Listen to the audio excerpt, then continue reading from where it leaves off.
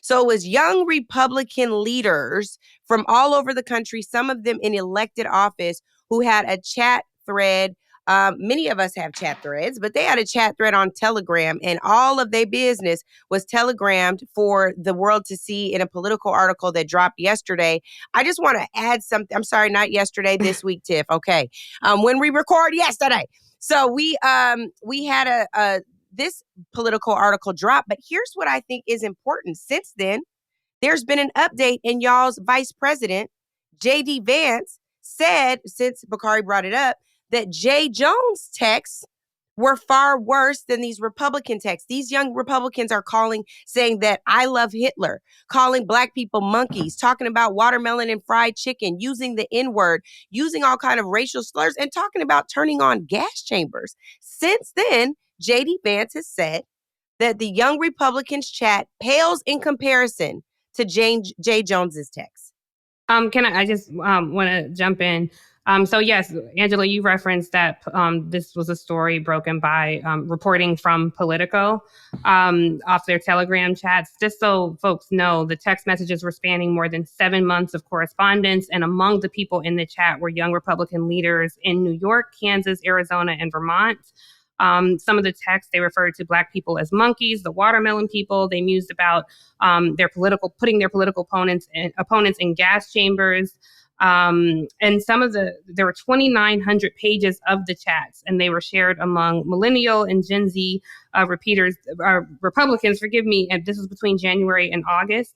And it chronicles a campaign to seize control of the Republican Party, to be hardliners on the Trump agenda. So when you think about what that means, Roger Stone made a comment about one of the people's, Peter Gunta, I think is his name. And he was saying, well, this is not the Peter I know. And I just find it so incredibly arrogant when people say that about things, as though your experience centers what happens with this person. And I would just further say that anyone who is surprised by these texts has not been paying attention to what has happened in the Republican Party. You guys have been referencing Jay Jones. If you can just share with our viewers who that is, what he's running for, and the depths behind it. Yes, he's running for Attorney General in Virginia. I think we got a delay with Bakari. Sorry, B. I think you were just about to start talking.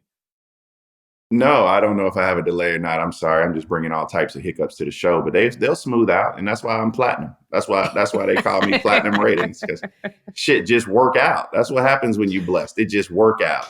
But I know you better speed up your Wi-Fi. Jay Jones is running for Attorney General of the great state Commonwealth of Virginia. Jay Jones, he had sharing some comments with a Republican colleague of his who leaked those to the press. In those comments, Jay Jones talked about some of the thoughts he had in his head about using bullets and weapons and violence against his peers and colleagues.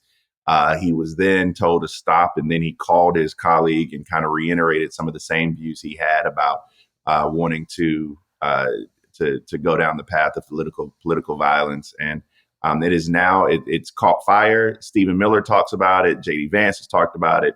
Everyone has talked about it because, as we know, and I hope our viewers know, one of the most important races we have coming up extremely soon is the race in Virginia for not only governor, but the entire state, lieutenant governor and attorney general as well. And Jay is somebody I know. Jay's a young Black attorney, great guy. And I think that even when we make mistakes, I think Democrats sometimes oftentimes are reluctant to say, like, what the were you doing? But this is a what the were you doing moment. Well, you know what I don't get is what kind of comfort Jay may have felt with his Republican colleague to exchange those kinds of messages in the first place. And by the way, I don't want to both sides this thing. I know we're bringing this up in the context of what the California kids, young Republicans, whatever it is. Tiffany, you had a term that you didn't mean to call them, but it was interesting, and now I lose thought on it. But I liked it. It seemed insulting.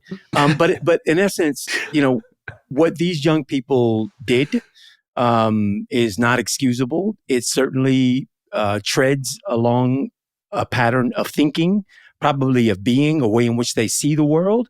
And they make no apologies about expressing themselves that way. Certainly not over a 6-7 month span of time where there's no contradiction. There's only a doubling down in the line of thinking, in the line of the way in which they perceive, in the way in which they talk about folks of color, Black folks, and their political opponents. Jay, obviously an elected official who, in my opinion, really ought to know better, and certainly should be questioning whether or not he should have ever been in a conversation, one like this, but two, with a Republican colleague that he thought was going to have his back one day, when these folks have shown us time and time again that that's not who they are.